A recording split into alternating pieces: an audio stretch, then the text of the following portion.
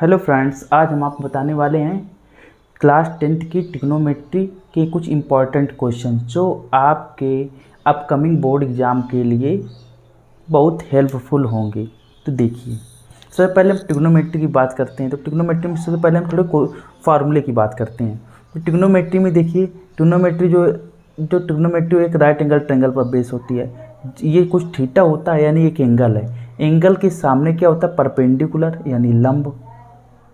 उसके सामने क्या होता है और दूसरी तरफ क्या होता है? बेस यानी आधार जिसे बोलते हैं। और सबसे बड़ी भुजा 90 के सामने, जो 90 डिग्री का एंगल है, उसके सामने क्या होता है? हाइपोटेन्यूज जिसे बोलते हैं कर्ण।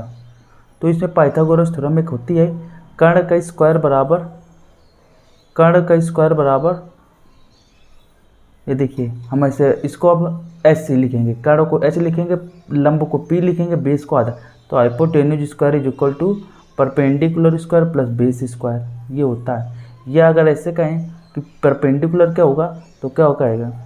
ऐसे कह सकते हैं, दोनों और स्क्वायर रूट लेंगे तो क्या हो जाएगा? एच बराबर under root P square plus B square. या हम कह सकते हैं पी बराबर, यानी परपेंडिकुलर निकालना हो तो हाइपोटेन्यूज में कर्ण में क्या घटाएंगे? आधार का स्क्वायर घटा देंगे। अगर जो हमें बेस निकालना हो तो क्या करेंगे? अंडर रूट हाइपोटेन्यूज स्क्वायर में परपेंडिकुलर स्क्वायर घटा देंगे। तो ये होता है। और एक ये याद रखिए आप कि एच बी और एल, सॉरी ये ऐसा होता है,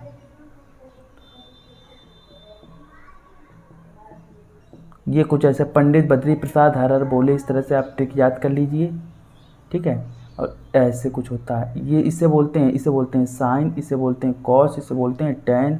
साइन का उल्टा होता है कॉसेक, टेन का उल्टा होता है सेक, और कॉस का उल्टा होता है सेक, और टेन का उल्टा होता है कॉट। तो जब भी कभी साइन थीटा की बात करेंगे, देखिए इस तरह से स्टेबल बन गया। जब भी कभी साइन की बात करते हैं तो नीचे की तरफ जाएगा, और जब इस तरह की बात करते हैं ऊपर की तरफ। Sine theta is equal to perpendicular upon hypotenuse, cos theta is equal to perpendicular upon hypotenuse, sorry यहाँ बी होगा, ये बी होगा, बेस अपॉन हाइपोटेन्यूज। और tan theta is equal to होता है यहाँ पे, ये पंडित बद्री प्रसाद हर हर बोले, इस तरह से याद कर लेना। ये perpendicular upon base, tan is equal to होता है परपेंडिकुलर अपॉन बेस। इसी प्रकार कॉसेक का क्या होगा? कॉसेक का क्या होता है? Hypotenuse upon perpendicular. सेक का हाइपोटेन्यूज अपॉन बेस, और कॉट का बेस अपॉन परपेंडिकुलर। तो थोड़ा आप ये याद रखिएगा। अब देखिए इनका यूज बताते हैं कि एक क्वेश्चन से स्टार्ट करते हैं। जैसे कह दिया जाए sine theta is equal to दिया है 3/5, तो हमें all trigonometric find all T ratios, ये ऐसा कभी क्वेश्चन कह दिया जाए तो हम सबसे पहले एक ट्रायंगल बनाएंगे, एक राइट एंगल ट्रायंगल बनाएंगे। जहाँ से हम देखते हैं, जहाँ हमारी आँख होती है, जहाँ से हम देखते हैं वो थीटा होता है, ठीक है। और थीटा के सामने क्या होता है? ये परपेंडिकुलर होता है, और इसके दूसरी तरफ बेस होता है, और ये हाइपोटेन्यूज होती है। अब देखिए साइन थीटा क्या होता है? Perpendicular upon base. Sine theta क्या होता है? Perpendicular upon base, hypotenuse, sorry perpendicular upon hypotenuse. Hypotenuse क्या होती है? सबसे लॉन्गेस्ट साइड होती है। लॉन्गेस्ट साइड क्या है? 5, और परपेंडिकुलर क्या है? 3। ये देखिए 3 दिया है। अब हमें बेस निकालना है। हमने आपको बताया बेस क्या होता है? जो बेस होता है वो होता है अंडर रूट एच का स्क्वायर माइनस पी का स्क्वायर, ये होता है।